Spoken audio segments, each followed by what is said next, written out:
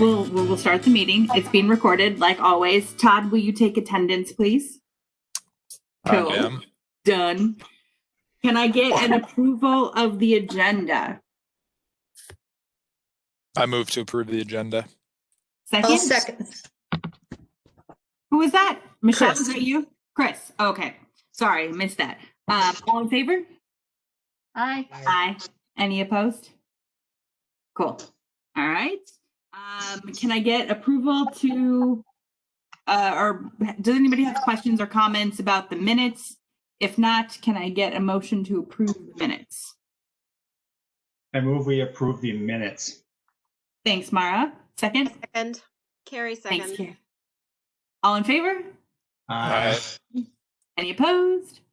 Cool. All right. I don't see anybody here for public comment. For people who, I don't know if Mike said this publicly, but he's not here tonight. So we have, Brad, I forget your title. Is it Lieutenant? Yep, that's right. That's right. So Lieutenant Drana here is going to step in for Mike.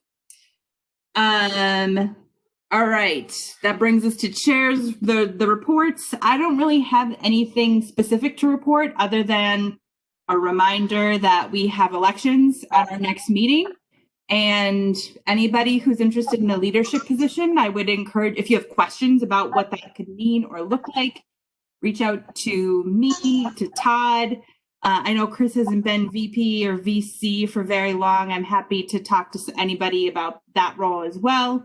But I just want people to be thinking about that, be mindful that we'll do elections in January.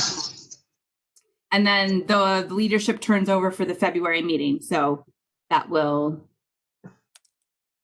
people should be prepared then to take over and lead in February. And then it will be my, Todd, and Carrie's last meeting in January, unless Carrie and Todd have decided to reapply. That's up to them, but their term is technically done.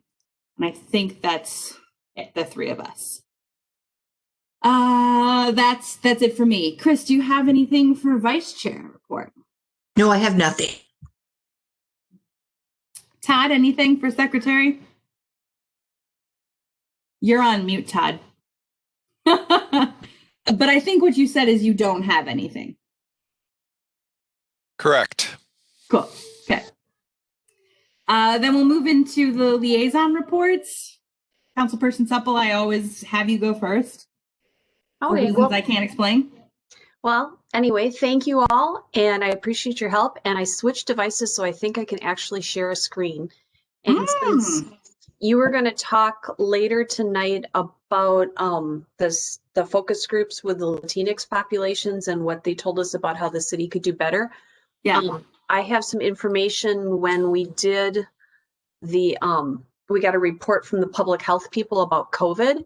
And I wanted to share one of the slides because there are disproportionate amounts of people having COVID in certain groups. And so I want to share that with everybody.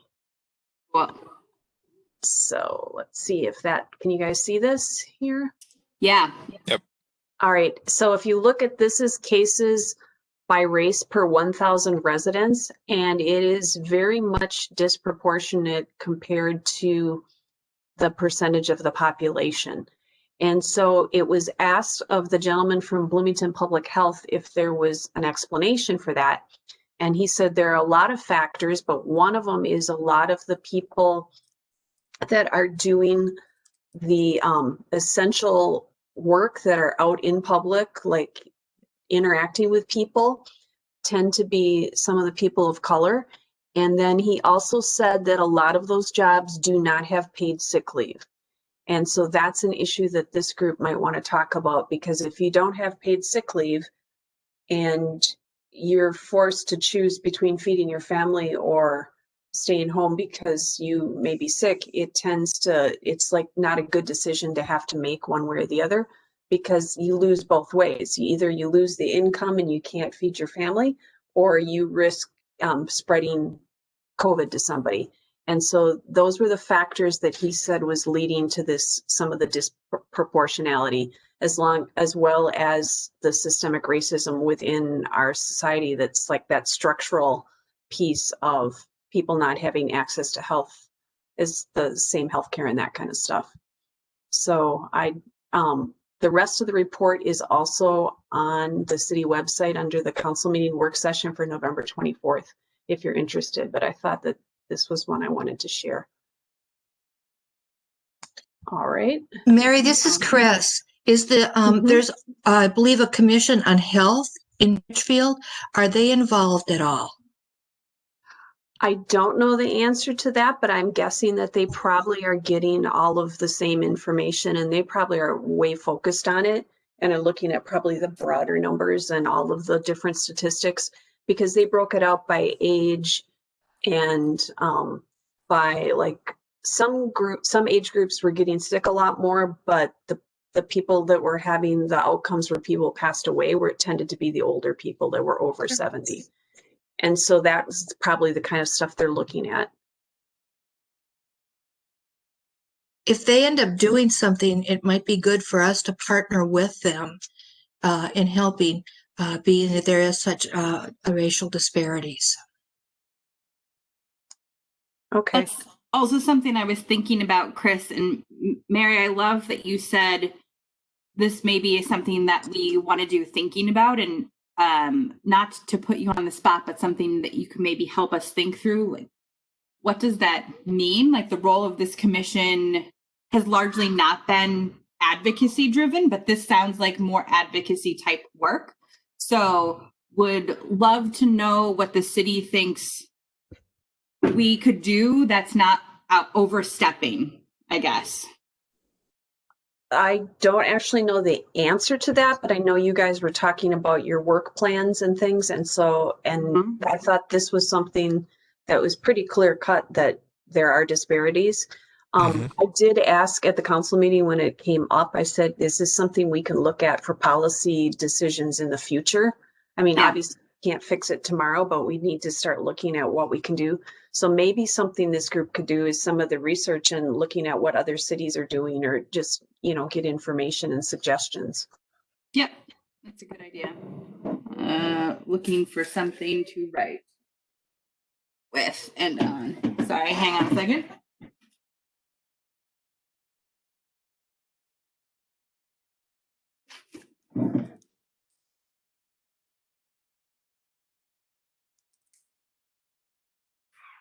Okay. And that was the main thing I wanted to report on, because I know this, we had already been talking about it, and it was pretty glaring when you start seeing those disparities. It Yeah. clearly is a problem. And just as a comment for the whole group, it's interesting that, one of the things cited for this is related to paid time off, which makes a good deal of sense to me. But, I think we would all need to do some thinking about what does the research look like in terms of the influence that the city could even have, because it's not like the city controls employers and their regulations. So thinking about what meaningful things a city could do to put pressure on or incentivize people to kind of move that direction. Well, the city could enact an ordinance requiring paid sick leave. For real, they could? Yeah. Minneapolis did it. For their own employees. I think, Heather, you're suggesting like. No, Oh, you can really? Like the business. Anybody, any business in Richfield, they could. Mary's nodding. What? You're blowing my mind right now. Yeah, I think Bloomington was discussing it. I don't know if the ordinance went through or not, but they were under discussion as well. That's fascinating. I had no idea. I mean, it's possible. I mean, obviously, there may be pushback, but it's, Right. it could be done. Huh. Well, interesting. Thanks for letting me know. Well, and also the state's got the surplus, and how do we influence our leaders in looking at, and I think they are, but adding another voice for support of people getting sick time, et cetera, et cetera. Yeah.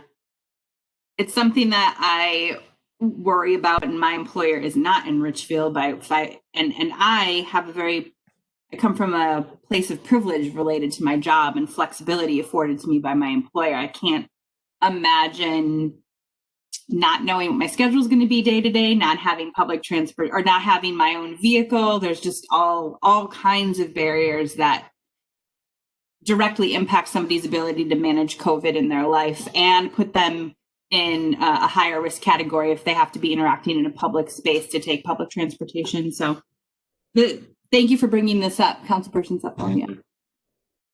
Does anybody have any other questions or comments about that particular piece? Okay, cool. Lieutenant, I'm not sure if you have anything to share from the city side, but I will give you the chance to say yes or no. No, nothing from the police specific stuff, just to kind of dovetail off what Councilmember Supple said. Just curious if you all seen the city's website dedicated to Richfield specific COVID staff. If we've seen the website? Yeah, Richfield, the city of Richfield has our own website dedicated to Richfield specific COVID numbers. It's a dashboard attached to our website. It kind of shows up to date numbers, including racial breakdown, age breakdown, a variety of demographics about Richfield specific facts and COVID. I feel like now that you've mentioned it, I've seen that pop up on the Richfield community page, people referencing it, but I have not been there myself. I don't know if anybody else on the commission has. Yeah, I saw Okay, it. it's really good. If you go, can I share my screen? I wonder how I do that here. Share content. At the bottom of the screen, for me, it says, like mute or unmute and then stop video or share video. That's where you would do it. But some people have difficulty with that feature. That's curious if it's working. Let's see here. Can you see it now? Got it. Yeah. Cool. So. Well, it's a black screen. Oh, it is? It's not starting yet? Yeah, it said you were sharing, but then it's just no content is there. Oh, sorry about that. That's okay. Let's see. There we go. Can you see something now? Yep. All right. I wonder if I can copy and paste this into there for you guys.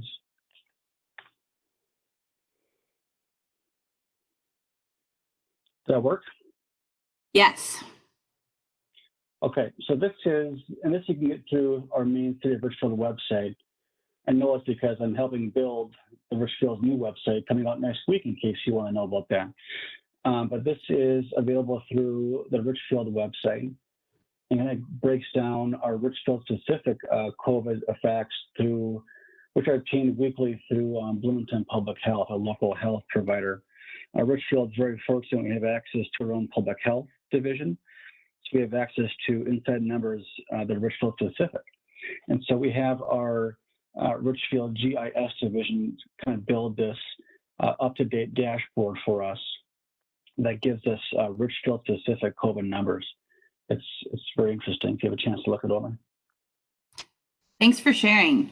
I have one immediate point of feedback that is maybe not changeable, but I think it's interesting that the deaths are represented by a cross. And as the Richfield Human Rights Commission, just thinking about a more inclusive symbol that doesn't denote a specific religion might be something to think about. Okay, I can pass that on. I did not build a specific site, and that's kind of passing on the knowledge that exists here. But yeah, it's good. Good feedback. Yeah. There may be nothing to be done, just something that really stood out. Sure. Good catch.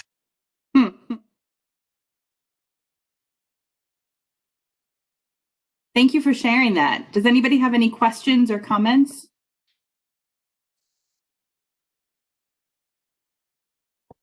Lieutenant, what do we have to look forward to with the new Richfield website? You just kind of gave us a little Easter egg there. Oh, well, I'm one of the, I can give you kind of a sneak peek if I can copy that and paste in there. Ooh, See here. all right. Can you see this? Oh, hang on. I got to copy and paste in this one now. Hold on. It's kind of unique sharing web browsers here. Can you see this new page here? Yeah, the urban hometown. Yeah, yeah. This is what it'll look like. This is what is being built as we speak. This is going to be the city's new website vendor. And so this is what I'm working on with Neil and some other communication people to do a complete facelift of our website for the city. So I Lieutenant love the Drina, photography. Lieutenant very, Drina, very show them sneak peek of the. it. Sorry. Oh, go ahead. Show them the HRC page that we've been working on. Oh, is that Oh. city government commissions?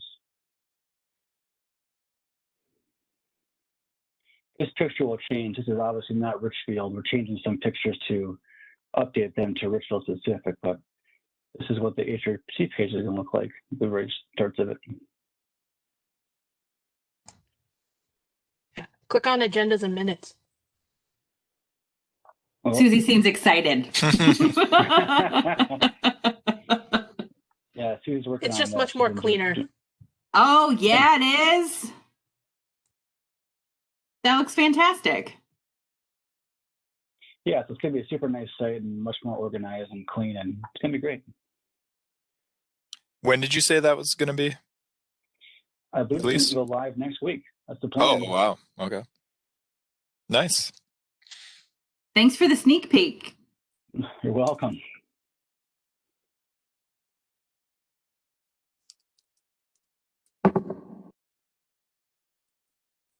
I don't think our school board liaison is here, but I'm scrolling through participants. No, I don't think Allegra is here. So that just brings us to the main agenda, which we can spend as much time on this as we want. A lot of it is, these are the things that we talked about last time that would be potential items for the 2021 work plan. Between now, we can decide if we want to make any adjustments to this, but I just wanted to outline what we talked about. And then for next month, what I'll do is put this into the format of our typical like work plan by month. Some of these things clearly fit into a monthly plan, and some of them are going to take many months and have no particular timeline. It'll be driven by the people that want to do that work. So I'll try to note those different kinds of areas.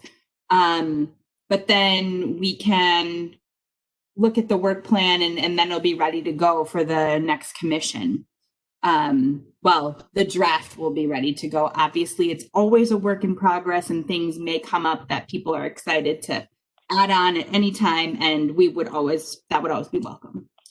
So these are not in any particular order. They were just how we talked about them at the last meeting.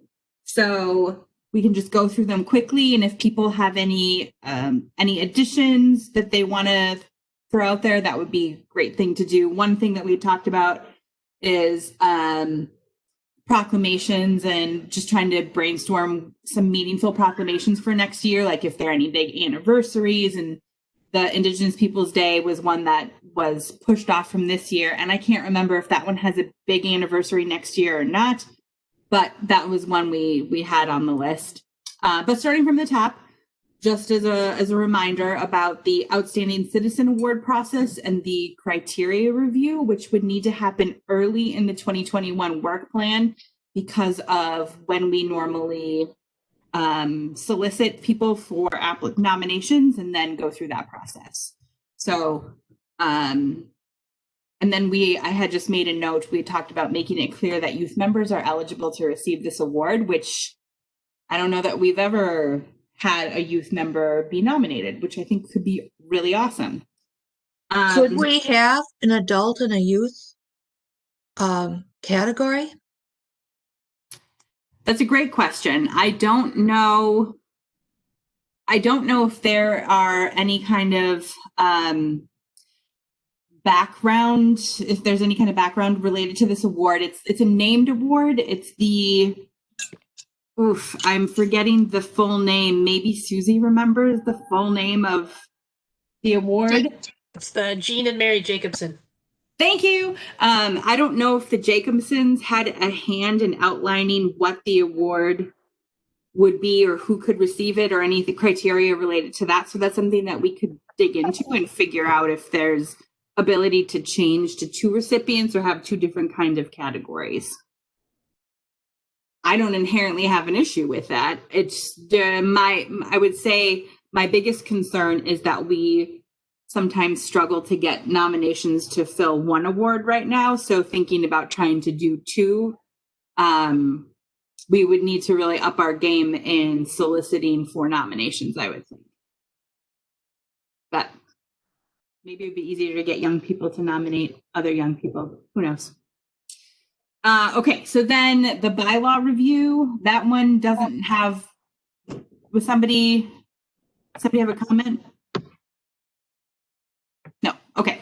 The bylaw review just needs to happen by September, and in order to get that work done, it would probably need to start at a couple of months, if not 3 or 4 months in advance, because as you guys know, it can take a while, and all of the bylaws have to be approved by the commission. So we would have a small committee who would review, make suggestions, bring a draft to the commission, and then there potentially be another round of edits after that. So just thinking about how much time there are between meetings, you would need a couple of months just to make sure that we got the right input points. The DEI work plan, I think, is one that several of you have expressed a lot of interest in and could go in any number of directions depending on who wants to lead that small group. We talked about ways that the DEI work plan could be internally focused and how this commission itself could do more to foster a welcoming environment to marginalized groups, or how we could recruit people to this group to make it more inclusive, to make it more representative of our community. It could be looking at things that are more city focused, maybe stuff related to the Latinx population falls under a subcategory of this. So I think there are a lot of ways that could go. Proclamations we just talked about. The structural racism in Richfield was one that Brett was working on, and I think that there were other groups in the city who were the main drivers for that. And I can't remember off the top of my head who they were, but I will figure it out over the next month so that I have it noted for whoever might take that up. And again, these are ideas. We don't have to do all of them. It's really driven by who is interested in what material and wants to drive the work forward. The Indigenous Peoples Day celebration, we have the money from the Richfield Foundation to specifically support that event. So I would highly recommend that that one be on the work plan for 2021. And I can note all of the ones that we in the past have sort of designated as our signature events or things that should happen because either we have some kind of financial support, like the Indigenous Peoples Day celebration, and then another sort of hallmark event is the naturalization ceremony, even though we haven't done it the last 2 years, but trying to get that back up and running. So those 2 things I think should be on the work plan for sure. And then Chris and her endeavor with the partnerships. And I think that kind of fits into a lot of different areas about how we could strengthen the DEI. It could tie in with the DEI work plan. It could tie into like figuring out how this commission can be either more advocacy focused or how we could be more integrated with community needs. We had talked about, this was idea came up spontaneously last time about communicating back to the community about how things went with the census. Great, so you helped us out. You filled out the census. We had a great completion rate.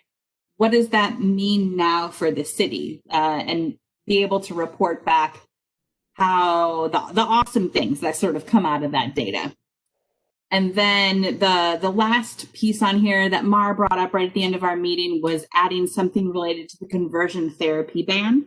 And Mara, if you want to say some more about it, because you sent an email earlier today talking, you are developing a partnership on this, and I'd love for you to talk more about that. Yeah, the first thing I did after we agreed that we could do this was to contact Outfront Minnesota, because that's the largest LGBTQ advocacy organization in Minnesota. And so I sent an email to Monica Meyer, who put me in touch with a new employee by the name of Angela Tona, who is policy and something organization coordinator for Outfront. And so she was excited about the idea of partnering with us. I'm hoping we're going to end up being on this. And what we discussed was the intersectionality between LGBTQ youth and I'm getting a brain fart here. I can't get it. I can't pull it up. It's terrible. Anyway, but we talked about forming a team to go at this. That would include myself, obviously, and I was hoping possibly to include a member of the city council, and then I had the thought that since somebody on the city council is also on the Human Rights Commission, I was wondering then if, Mary, would you be interested in being part of that effort? Or would I have to go to Simon Troutman, my person? No, I'd be happy to get involved. Yeah, the other thing, and I wanted to actually ask this group if that was okay to do that sort of thing, to ask to approach members of the council or possibly even the mayor about this. Any thoughts? Can anybody share what they think about that idea? I think the council represents their own views, and I think in the past when we have talked about things like this, when Simon was our representative, he made it sound like it was his opinion that he was bringing to the table, and he wasn't speaking on behalf of the council. I don't know what it means to bring an issue before the council, or kind of the chain of events that would need to lead up to that. But that's kind of why I wanted city to discuss liaisons. it. I want to talk about that before, Isn't making a move on Isn't it. it a lot like when we did the the bathroom Yes. thing, and like for that we basically put together like a recommendation and then gave it to the city, and then they put it into like a working session, I think. Is how that. Yes. And we had talked, somebody from the HRC had talked to the mayor and the commissioners, and they were like, we knew that they were supportive of the measure, so we felt good about going forward with it. But There's Angela. Yeah. Hi, Angela. Hi, Angela. Welcome. Hello. Yes, Katie, I think that's right. Mary, feel free to take over. Well, no, I don't want to take over. I was just going to say the other thing to keep in mind is strategic planning is coming up next year. So if you want to start pushing for something, you want to start sending letters before they get into the strategic planning, you've got a better shot of making more lasting change. Yeah, so it would be really great to have you as a liaison to the council. So anyway, Angela, to bring you up to speed, I just basically told the group that I got in touch with Front and that we were looking at a partnership that included some other folks and I just have been talking to Mary Supple here. You can see her on the screen, who is a member of the Richfield City Council. And she's interested in being part of this. I haven't done anything further when it comes to the mayor or anybody else. Did you brought up somebody when we talked? And I can't remember. I didn't write the name and what organization. Sure. Yeah, I can share a little bit. I've been talking to Luciana Wolfstone, who's with RDAP. Yeah. Okay. Yeah. Tasha, you want to be in on this? You're nodding your Yeah, head. I can see. I feel like you we're. want to be Yes, part of yeah. it. We've been chatting through Lucy, I think. Yeah, Oh, so you guys know each other? Yes, No, kind of. not Angela. Well, yeah. We're very close to the full circle. Yeah, because I am also in RDAP, so I know Lucy Cool. very well. And so Lucy had reached out to me because she had heard kind of through the grapevine that we were discussing this, and so I had just kind of written Lucy back and said, like, we're having this meeting with the HRC right now, and that's when we're kind of deciding what we want to do. So that's another element where Lucy via RDAP might also be interested in helping out. Yeah, Yes. yeah. I think she's very interested, and I've been making sure to keep her as updated as I am on where this is going. So that would be 5 of us. Is that enough people to work this? I mean, I guess so. I can give my little pitch if that's helpful. Yes. I can share. Yeah. Yes, Hi, yes. everybody. I'm Angela. I use she, her pronouns. I work with an organization called Outfront Minnesota. We are an LGBTQ advocacy organization, and we work in all different parts of life. But one of the things that we do is support grassroots groups in banning conversion therapy at the city level and also at the state level. So we've helped 6 cities ban conversion therapy, and I want to be clear that we don't run these bans. Actually, we really just kind of support grassroots groups to do this themselves in the way that makes sense for their municipalities. So yeah, I'd love to just offer.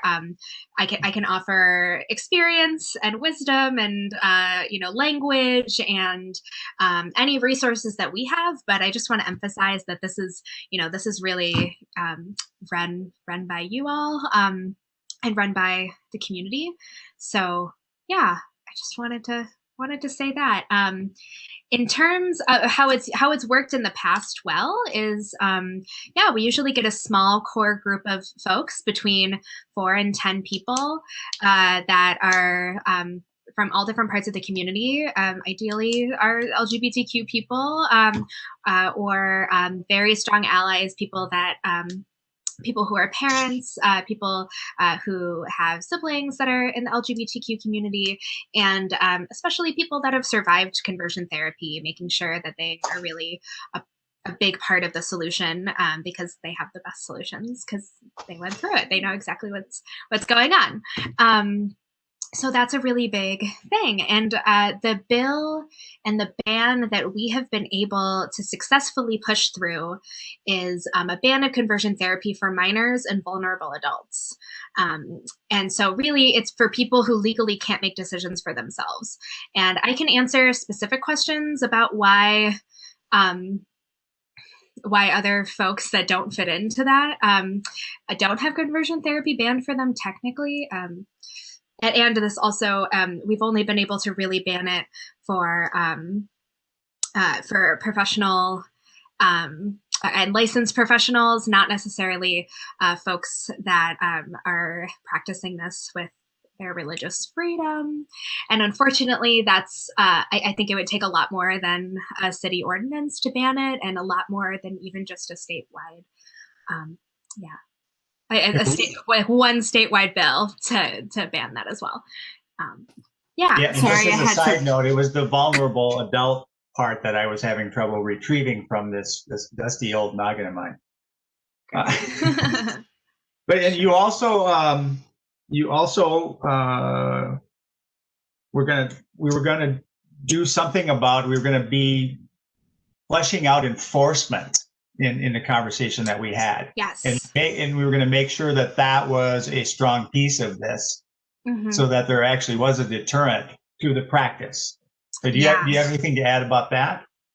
Sure. So we highly recommend that that the consequences for conversion therapy be an administrative fine rather than a criminal charge. We know that LGBTQ people have a really traumatic history with the police, and we don't want to force people to have to go to the police if they want to seek justice. So we suggest the kind of like how you would report sick and safe time, working more administratively and then giving administrative fines to practitioners. That being said, the thing that most cities actually have not really figured out yet, and this is something that I, as a newcomer, am hoping to really nail into to ordinance that is passed now, is the reporting mechanism. There's really only one city that has a comprehensive reporting process that is trauma informed and is even LGBTQ informed, and that's Duluth. And actually, it's not even fully functioned yet. We're still putting on the final touches of that, where there are social workers and youth advocates, and in particular LGBTQ social workers and youth advocates, who helped put together a process where young LGBTQ people can report that they've experienced conversion therapy, and they know that they will be treated with respect and with understanding, and with somebody on the other end that really understands trauma and can support them through that process. So, and were vulnerable adults included in the Duluth ordinance? That I'm pretty sure. Yes. Okay. So there's a model that we can follow there. Yeah. And so what Outfront is doing too is we are putting together a training for. You'll have to excuse me. It's 7 p.m. I think we're all a little exhausted. So we're putting together a training for cities that have banned conversion therapy, but also I'm sure we'd be happy to work with y'all before it gets banned, to train city staff to be able to interact with LGBTQ people, both minors and vulnerable adults, in really respectful ways, and also really understand what conversion therapy is and some of the consequences and body reactions and effects from conversion therapy. Because I think that there's, I think we've seen really horrific movies where people are like physically beaten in camps, and that's totally real and totally legal in most of Minnesota. But also, it's one-on-one talk therapy as well by licensed professionals in a room that looks like a doctor's office. And I think that can get really confusing for folks that aren't in the LGBT at 15 right here. Yeah, I'm so sorry about that. Me too. Yeah. So that's what we are offering. Does anybody have any questions? I threw a lot at you. I was just having some thoughts about, we've got a Hennepin County Clinic over on 66, and the advocacy with social work. And I know Planned Parenthood is doing a lot now with providing services. So they might be some partners in this, and I can give you some connections with Planned Parenthood, not so much with Hennepin County, but I think the more people we can engage in this, the stronger it will be. Yeah, most definitely. And I want to say, again, I would love to not be running the show here. I'd love to support. So rather than, give me resources, I think I'd love to be able to. I would love to be running work. the show. Cool. But he has more of a servant type of person. Actually, that's the way I like to do things myself. But yeah, I mean, I'll make sure it all happens, basically, right? I do think it's important that Mara has a partner with us, because we've seen where people dropped off the committee and we don't have contacts and we don't have that. So I think for some of these important big initiatives, we should have at least one other supportive character from our Human Resource Commission. Just my thought. In addition to Mary and Tasha? So who wants to No, volunteer? No, it's my rhetorical thing about as we think about things, we need to make sure we've got a body supporting you. And I think it's great those two people being on. Okay. Sure. And Just the yeah. redundancy, yeah. Yeah. Sorry, go ahead, Angela. Oh no, please. I was just echoing my understanding of Chris and building in the redundancy. I think having Tasha and Mary will be great. I am just learning about conversion therapy ban myself. So, and I apologize, I had to walk away for a minute. So you maybe said this and I missed it, but It's okay. did you say, so is the goal a city ordinance or a statewide thing or both? I think it's definitely both. It's both and. I think banning conversion therapy in as many places as possible is really important. Unfortunately, we recently saw that it was actually federal courts were able to block a statewide ban in Florida recently. No, that was just in Miami. Which is, yeah. Oh, so sorry. Yes, not a statewide. Sorry, municipal. It's but that's two Trump-appointed judges overturned the ban. Yeah. Yes. So that's a scary. violation of free speech. Yeah. Yes. So we want to ban it in as many places as possible, so that so that there's less of a risk. And I will be clear that we are working on a bill to put through the state legislature for 2021, as we have in the last 2 years. It's called the Mental Health Protections Act, and it's a very similar ban. But what's also important is that the mental health. What are you going to call this one? Ban it, whatever you want to call it. What do we want to call it? The statewide. I'm not able to just think up quippy things on the fly. Okay, well, I challenged everybody to think up a good name for this that makes it more palatable to the general public and easier to pass. You mean something better than defund the police? Definitely better than that. As an example. Yes, that's definitely kind of a stinker in the messaging department. Yeah. Too bad. Yeah. Good intentions, but yeah. So I don't know. Yeah, Richfield's conversion therapy ban just sounds kind of bland, you know. Yeah. So I had another question. When we talk about Richfield banning conversion therapy, does that mean who like businesses, churches? Who are we banning it in the city of Richfield limits? What does that mean exactly to ban it in Richfield? So I think that you should, talk amongst your community and figure out what makes the most sense for you all. And then my suggestion would be talking with your city attorney to see what makes the most sense based on what you need. But with that person available, does anybody know? And who is that? I'm sure we could figure it out on the website. Yeah. But so other cities have typically had it be within city limits. And had it be people that were not running from that didn't have religious status, and I don't know what those like special numbers are. But so anybody that was working like in the public-private sector that didn't have that wasn't working in a place that had religious status. And so like a licensed therapist kind of situation. Mm-hmm. Most definitely, even if it's a private practice, like that person can't practice this discredited therapy, this discredited practice.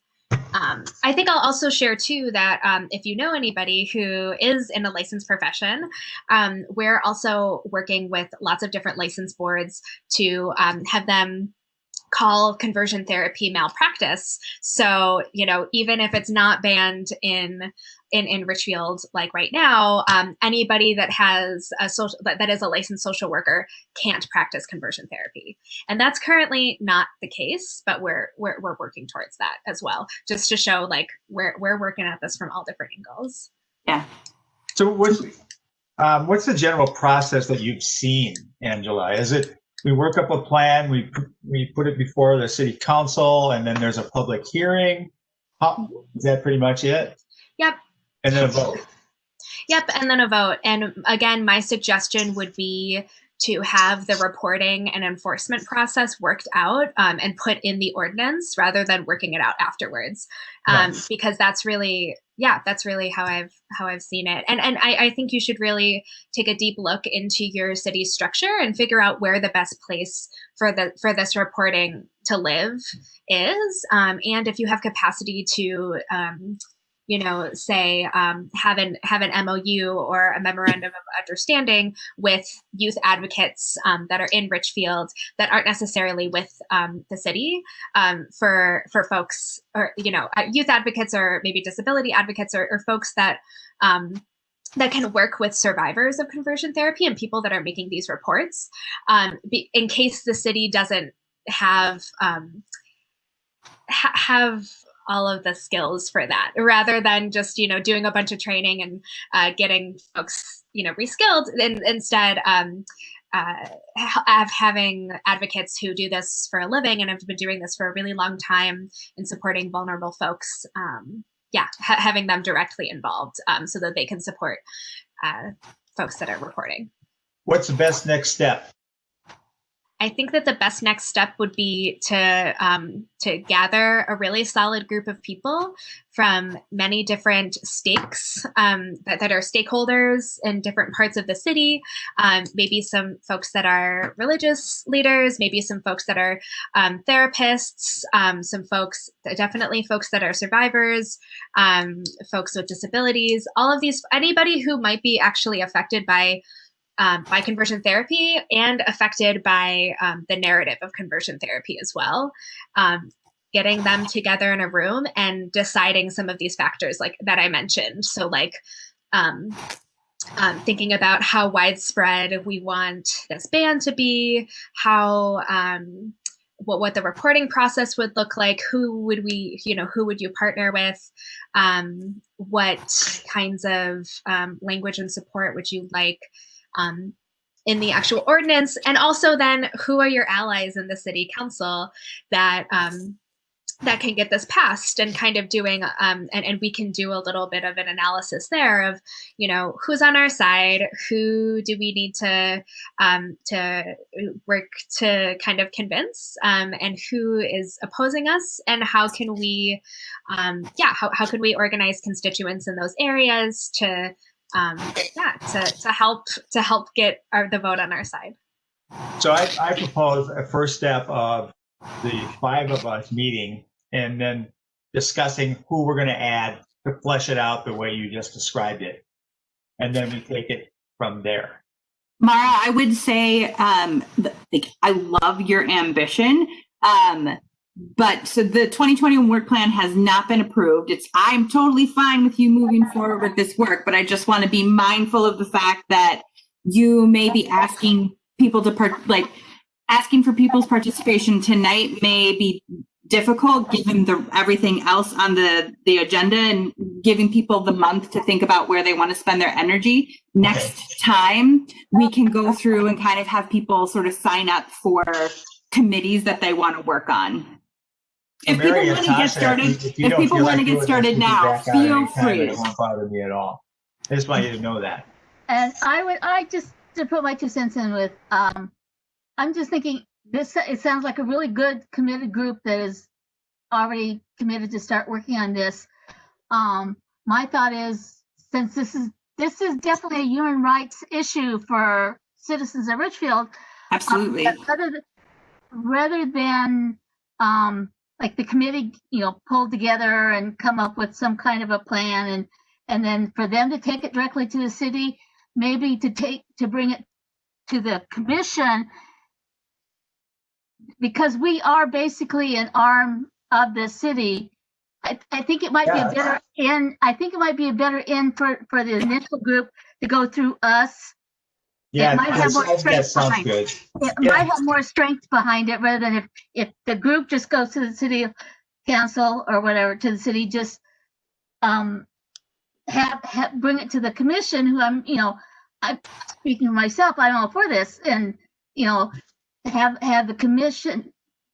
That sounds completely appropriate, and I accept that premise entirely. And then Mara, we Yeah. The year before you came on, the commission, sorry, there's something weird I think happening, Michelle, with What? either you're cutting in and out, but maybe it's my internet. So I apologize if I talked over you. The year before you joined, the commission worked on gender neutral bathrooms in Richfield, and this sounds like a very similar path. So I'm happy to send you materials from that project so you can see how we wrote and communicated with the city to get this on the city's planning agenda and approved. You're on mute. Love it. Sounds perfect. Cool. Please Awesome. do that. Cool. And in the meantime, if there's people who are already interested, awesome. Feel free to get started. From my perspective, you don't have to wait until January, February to start getting the conversation started. I just wanted to be mindful about that project in the context of the entire work plan. That was it. My last piece on this would be, I'm just going to ask the other three that are currently in this right now, do we want to do something further before Christmas or after? Anybody?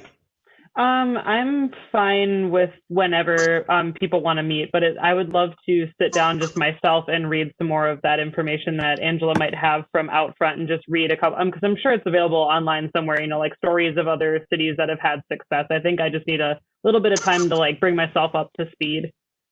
If either Heather or Angela want to consider me the distribution point rather, of materials to the other folks that'll be part of this, yeah, please consider me that. I'll make sure that just send things to me. I'll make it out. I was just gonna say I can meet pretty much anytime in the evening because I'm teaching during the day. So as long as you're willing to meet in the evening, I can pretty much go whenever. And I would love to get that same information that Heather and Angela might have. Well, maybe we should make the goal to get that information out before Christmas, and then we talk after Christmas or after. Sure. After the holidays, I'm sorry.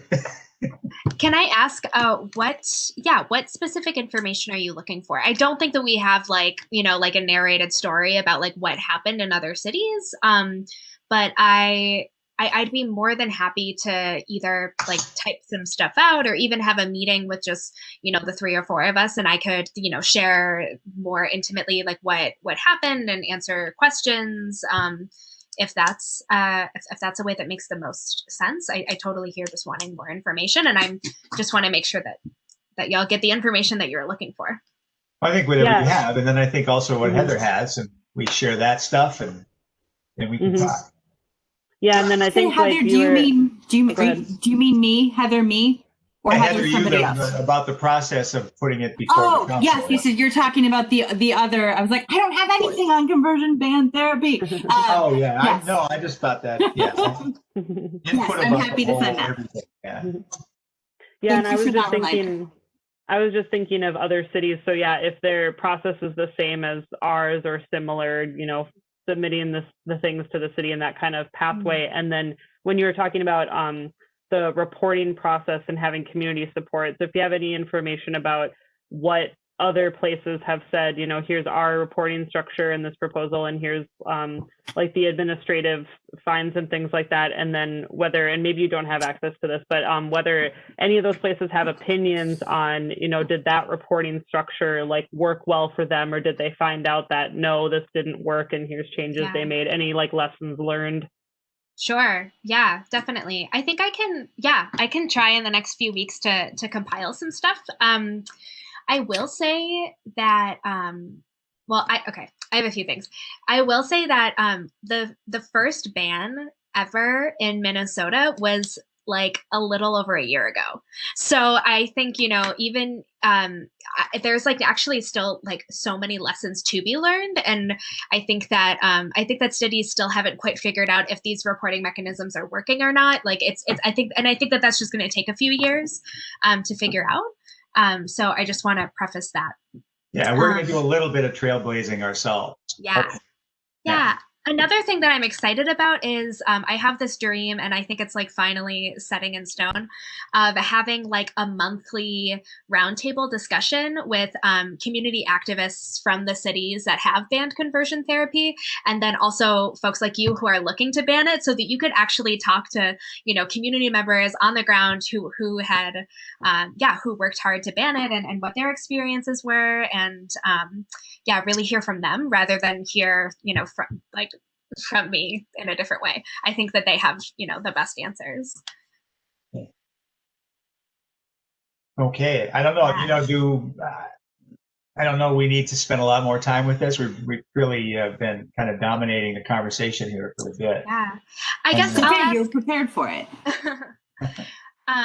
The one thing that I will ask for you all to do for homework in between now and the time we meet is if you could either meet with a city council, it sounds like there's folks on the city council that are here now who might be able to answer this, but just really hear what is the process currently for passing an ordinance. I'm not sure what that looks like in Richfield. You know, are there, I know in Duluth there's like 2 hearings and then they have a vote, or what does that process look like? And then also, currently, what is the process for reporting sick and safe time? And I found that that's like the most similar ordinance in terms of like it gets reported and then there's like an administrative fine.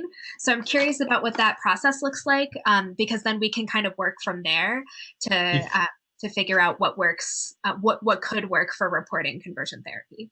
Did you say sick and safe time? Yes. Sick and safe time.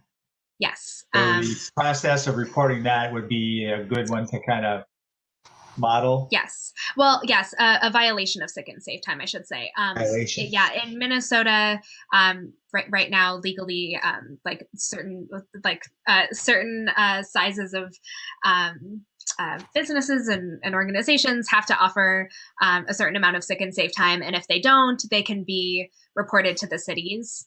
And then the city administers fines. So, yeah. That's kind of what we want to be looking at, is Yes. finding people. Yes, exactly. And also, I was kind of hoping we could, you know, we could go for capital punishment. That's a joke. But I do have a passion about this, though. I was going to make a similar joke and be like, oh, we can't guillotine people for this. Unfortunately, I mean, you all could. Unfortunately, we can't sign off on things that aren't that capital punishment. That aren't moving towards transformative justice. So, Angela, thank you so much for coming and sharing all this information. I think it was really helpful for the group. Great. Okay, I'm just going to put my email in the chat in case anybody has any other questions. Cool. Thank you. Great. Okay, thanks for having me. I'll let you get back to your reading. Thanks a lot. I'll be in touch. Bye. Bye-bye. Thanks for pulling her in, Mara. I think this could be a really great thing to work on in the next year. Yeah, I didn't mean to suck so change. much wind out of this meeting, though, with that. I mean, so, yeah. Yeah. But yeah. Okay. It sounds like you're prepared to coordinate, so thank you for that. Yeah. No, this is important to me personally, so. Right. Well, that's when the work really happens, right? And we're very passionate about it. Heather, Yes, ma'am. Before we move off the work plan, you had talked a month or so ago about finding out possible other proclamation things for our proclamation thing. The only thing I did find was that 2021 is the 230th year of the ratification of the Bill of Rights. And it's also the 80th year of the founding of the Bill of Rights Day in recognition of the ratification. That was like 150 years before that. So, but okay. So wait, I'm sorry. 230th for Bill of Rights, and then the 30th for what? Bill of Rights Day. It was the 230th. I think it's December. It's 2021 is the 230th anniversary of the ratification of the amendments, the Bill of Rights. Yeah. And then 150 years after, 150 years after they were ratified, which would have made it 1941. That was the Bill of Rights Day was instituted, and that will be 80 years next year. And if you want to, you can do a proclamation on my graduation from high school because it'll be 50 years. 2021. We'll throw that in there, Laura. But I just with all that's been going on with all the elections and all the the right everybody's rights and everything, the Bill of Rights has gotten to be really important, much more in the forefront than I think it has in the past. So I just thought with next year being like the 230th anniversary of the original ratification, it just seemed like an appropriate time to remind people that we have these rights. It's a great idea. Thank you. I will make sure to add it to the list of ideas for the proclamations under the work plan. Does anybody else have anything they want to add? I just want kind of a overall, as I look at all the different human rights, a lot of it was regarding education, and we really don't hear a lot of complaints. I've been on the group for 2 years, and so just for us to think about, are some of these things we should be doing more of an education for our community, being we're not the traditional human rights where people are filing complaints. And so Michelle's idea there of the Bill of Rights, how can we not just proclaim, but educate like we were going to do with the Indigenous People Day? Yep, I think in a non-COVID year, we're much more educationally focused. So hopefully we can get back to that next year for the work plan. Are there any other comments about the work plan at the moment? So next month, I will have this formally typed up in that in the traditional format that you guys can look at, and we can start to tentatively slot people in where they are interested. So think about the things that you want to work on. And as a reminder, it's not that we have to do everything on our list. We do the things that we're interested in and want to commit to. So if one or two things doesn't have a champion, so be it. Then that just tells us where our priorities are. That's all I have to say about the work plan. Just a quick note that the annual report, I didn't receive any edits, so I sent that into the city, and I was originally going to do the presentation in December, but I got notice today that their December agenda is really backed up. So I will be presenting at the January 12th meeting instead. That's that. Oh, I can send the final version out to everybody as well. Let me write that down or I will forget. Actually, Susie may have already done that. I can't remember. I will find out.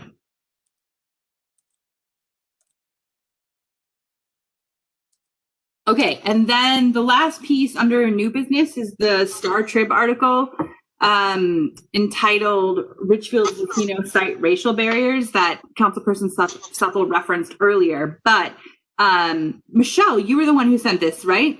To the group, or was it Chris? Michelle or Chris? Yeah, no, Michelle. I originally sent it out when I saw it in the paper. And I was going to make this comment when they mentioned the website, because one of the things in the article, it says that the Richfield City website isn't in Spanish and there's no option to speak to someone in Spanish. So I was just wondering if, while they're revamping the city website, if there's some way they could incorporate the Spanish speaking residents' needs into that.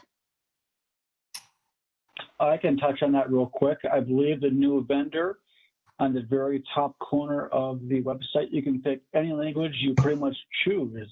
Oh, and good. it'll put the website in any language you so would like. Wonderful. Not to put you on the spot, but do you happen to know if that vendor also has accessibility options built in for the website? It does, yes. So the website's That's so also cool. fully ADA compliant. Awesome, thank you.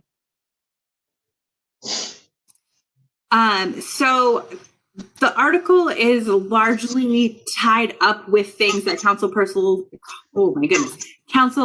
Supple sent us that PowerPoint presentation, or we went through it last time. The data in that article is related to that focus group. So it's not, I just want to make it clear that it's not that a bunch of people sort of came together and are complaining and it came out in this form. It's specifically related to the initiative that Richfield was already undertaking. Do I have my understanding correct on that, Councilperson Supple, how I frame that? Yeah. Yes, there was also, I believe, a Fox 9 News like spot or article that was on their website that talked about the COVID issues, that they said 46% of the COVID cases in Richfield were Latinx people, but only like 19% of the population was. And so that was highlighted as well. Yeah. Yeah, I think actually we don't have it on the work plan, but maybe I will add something. Do we have something specifically related to that Latinx work that is happening at the city level, just to think about other ways that we could dovetail with that. You write it down, or I'm going to forget it.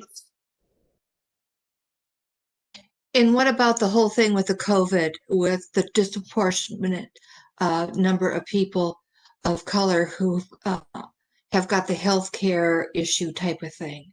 I think that should also be added as just for something to consider. I think we got more than enough on our plate, but it is such a huge issue that I think it needs a placeholder at least. So can you say it again? That so I understand the front part. There's a concern around healthcare disparities.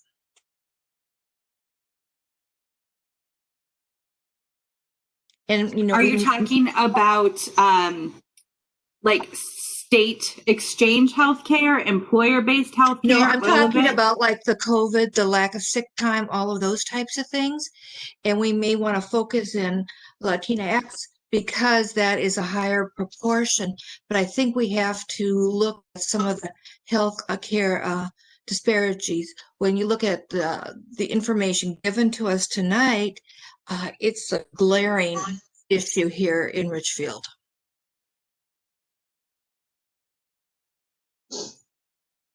Okay, great. Thank you for that idea. I have it written down and we'll update the list.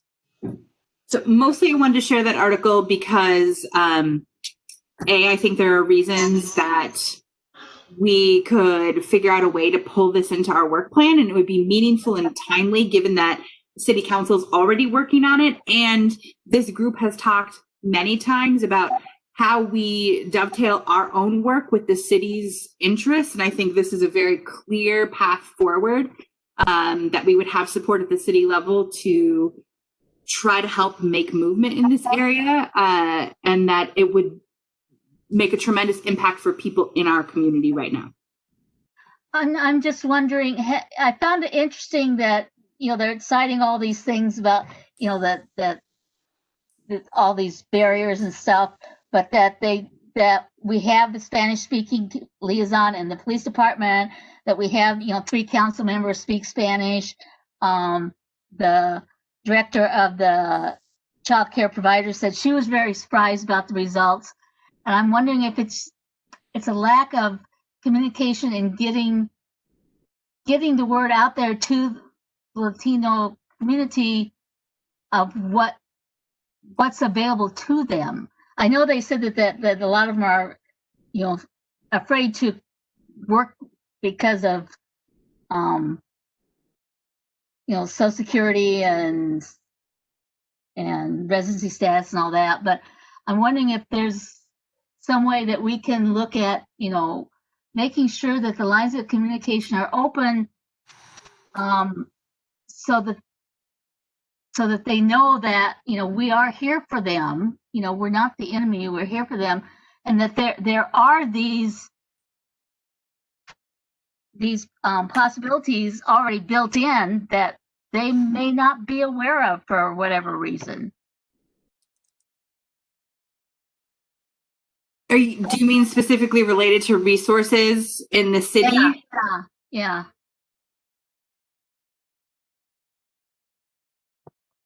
I think one of the terms that we've had in training at school is talking about building social capital. So you know how to access the systems. And so I think things we can do to build social capital so people can access the systems would be helpful. Sorry, I'm writing, trying to get it down here.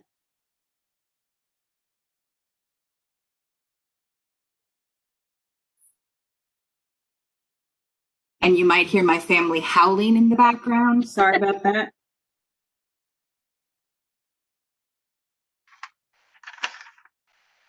Okay, cool. Thanks everybody for that really engaged discussion. The last item on the agenda, and I didn't check with Chris to see, but since you were not here last time, I just wanted to make sure. I wasn't sure if there's any follow-up related to partnerships that we need to discuss now, or if we're just going to move that to the 2021 work plan and let people shape however that's going to look as part of that. So I'll let you comment now. I think that makes sense, especially once we get the work plan, then who are our partners? And for us to think really hard about who our partners are. I think the discussion we had with Mara was wonderful of looking at different resources. And I think we need to make sure we're partnering, but we're a strong partner with those groups. I think that's this thought is just formulated in my mind right at this moment, but I think that's a strong instinct because of it will help us to better focus our energy on the partnerships that will matter to the work for 2021. I don't have anything else. Does anybody have anything that they would like to say before we sign off? Well, I'm sorry, before we get a motion to sign off. Are we all feeling better about the nation after our elections? If and when he decides to leave the White House. Yeah, I think that's, I still have concerns. Yeah. Having him out doesn't immediately fix everything, so No, but see I how think it all much evolves. better position, better direction. Yes. He's Mary, not were you gone trying to- yet. He's I know. not gone yet. You can do a lot of 50 damage. more. We Much got damage. 50 more days and it's going to feel like 500. It will. Yeah. Mary, So did I you want to say something? Go ahead. I just wanted to tell everybody thank you. I don't know which commissions I'll be liaison to next year, so I don't know if I'll be back in future meetings, but I just wanted to say it's been a pleasure working with you all, and thank you for everything you do. And if I'm here, I'll love it. And if not, whoever comes in is going to be lucky to be with you guys. So And you're still going to work on the conversion therapy ban with me. yes, I'll help you with that. I'm as an individual, I can help you with that. So anyway, I just wanted to say thank you all. Thank If you. this commission does one thing next year, it's going to be the conversion ban therapy. I feel so strongly about that. And Councilperson Supple, thank you so much. Your presence alone has been noted. It's been lovely to see you every meeting and be connected and get information from the city. I know you guys are busy and you have you have your day job plus your own council meetings. So we really appreciate your time and energy. Yes, very That's why much. she Thank you. gets the big Yes. bucks. That's right, Mara. All right. Is there anything anybody else wants to bring up? Awesome. Can I get a motion to adjourn? Oh, happy holidays. How about happy holidays? Happy holidays. Yeah. So wait. Was that a motion, Mara? Whose motion? No, that was one last thing to bring up. That's what that was. Shall motion to adjourn. All right. Can I get a second? Thanks, Mara. All in favor? It doesn't matter. Bye, everybody. Happy Bye. holidays. See you in January.